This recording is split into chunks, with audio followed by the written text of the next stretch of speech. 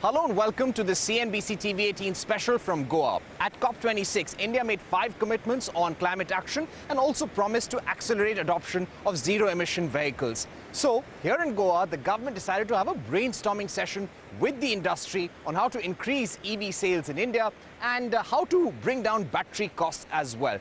We caught up with Arun Goel, the Secretary for Heavy Industries, on the response to the PLI scheme, Tesla's request for a duty cut and charging infrastructure as well. Listen in.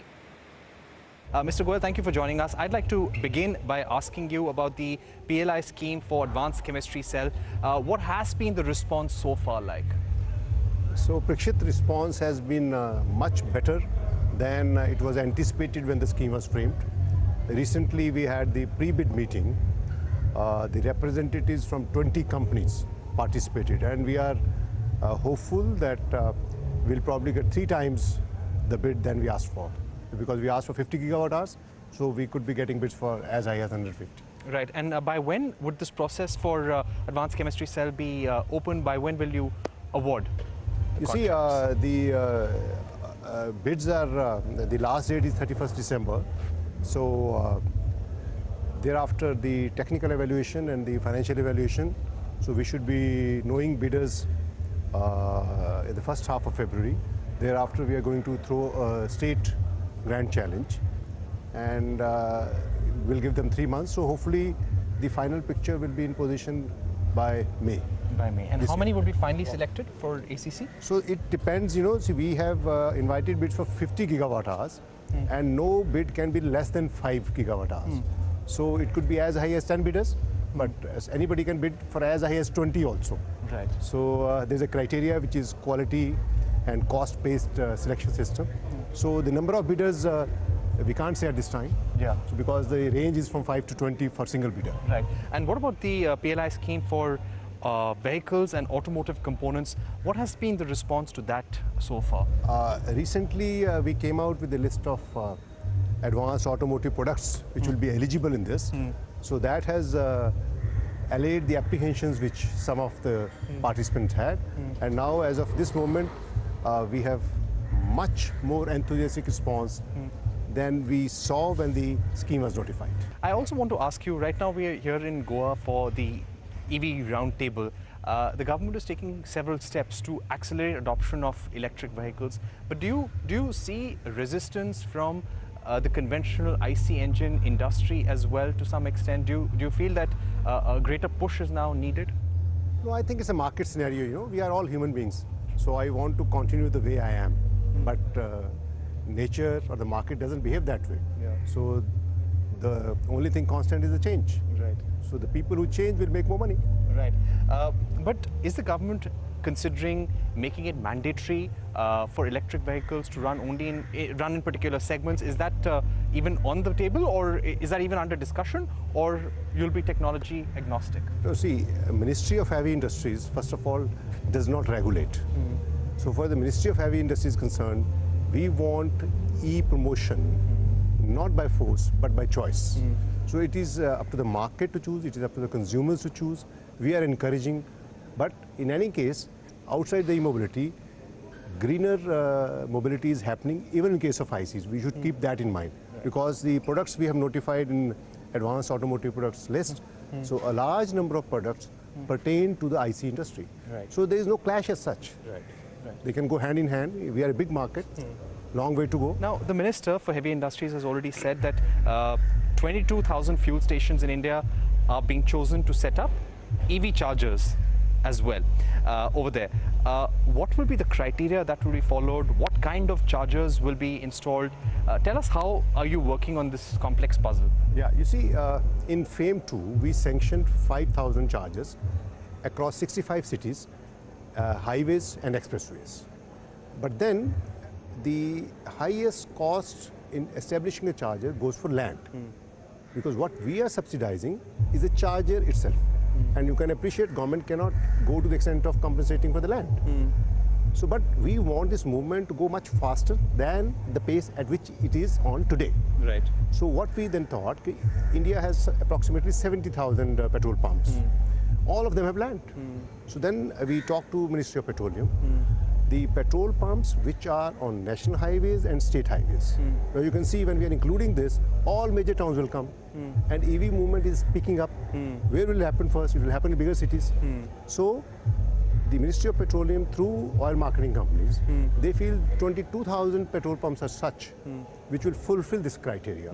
So now they are in the process of formulating project for report for each and every petrol pump, which will come to us. We'll pay the subsidy under FAME, and we expect these 22,000 petrol pumps to get electric chargers, which will again be upgraded from time to time. You see, any charger which is put up today, it's not forever. The technology is changing. So it has to be a constant upgradation. So we hope this to come up in the first phase in the sense, thereafter the upgradation would be required in about 2 years' time. And are you also working on charging standardization? Again, you see, each electric battery has its own chemistry. So that chemistry requires its own charging process. So, but we are working, all the ministries combined, on how to standardize the things like adapter or other features which are standardizable. We are working on that, all the ministries are working. A lot has been spoken about Tesla's entry into the Indian market. It is often said that good optics for India to have Tesla sell cars here. Has any view been taken so far on their plea to reduce duties from 110 to 40%? You see, we have received their request. We have consulted the other stakeholders in this because many MNCs are already present in India.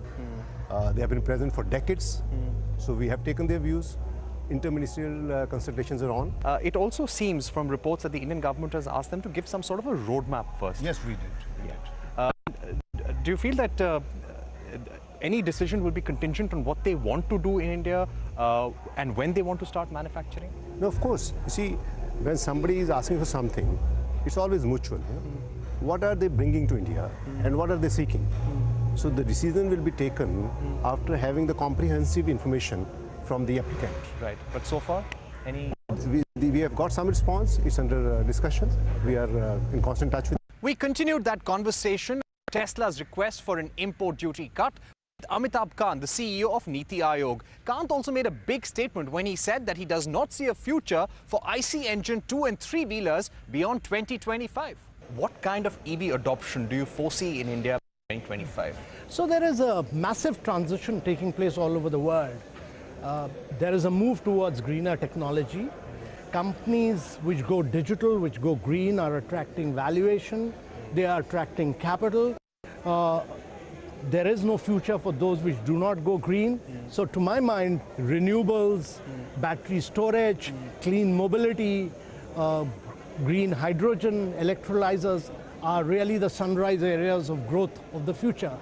And these are areas which are going to grow in a very big way. And as far as mobility is concerned, with the production-linked incentive for battery storage and for the automobile sector, we are trying to accelerate the pace of this transition towards greener of technology. So you've seen a number of new launches by a large number of Indian companies, including startups. What they've demonstrated is that today, with the rapidly falling cost of batteries, it's a good business model to produce electric vehicle because given the FAME 2 subsidy, the initial cost of ownership is cheaper than combustion vehicle. But in the next 2 years, you'll see the cost of batteries falling even faster, more rapidly, and therefore the initial cost of electric vehicles will be much cheaper than combustion vehicles. And I foresee that by 2025, young people like you will not buy combustion vehicles anymore because it'll be cheaper to buy electric vehicles, 2-wheelers, 3-wheelers. The future beyond 2025 is only electric vehicle. It'll be the shared, connected, and the electric vehicle world of the future. But almost 95 to 90% of your market is still IC engine. So many of the two-wheeler manufacturers have made massive investments in IC engines, setting up IC engine capacities as well.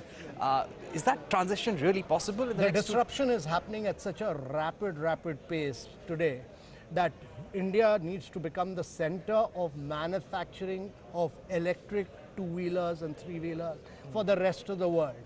And India is doing that. Actually, with new factories being established by both the startups, look at Athens, look at Ola. Look at even established players. Look at TVS, look at Bajaj, look at Hero. All of them are going in for electric vehicles. They realize that the future is only going to be electric. There is no future for combustion simply because the world is going green. Yeah. Look at the commitments that India has made.